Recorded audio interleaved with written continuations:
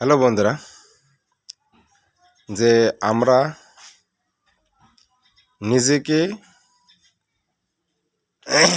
সেবায় নিয়োজিত করা মানে প্রত্যেকটা বিষয় হচ্ছে সেবা করা।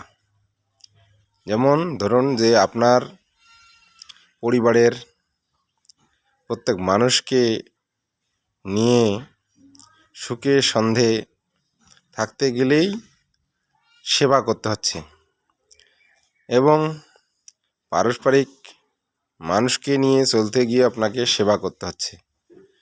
তো এই সেবা কথাটি সকলেই বোঝে, আবার সকলেই বোঝে না। যে সেবা কি?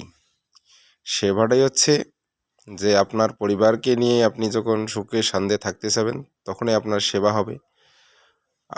আবার আপনার পারস্পরিক যেটা বলা হয় যে মানুষের সাথে চলতে গিয়ে যেটাই করবেন সেটাই হচ্ছে সেবা।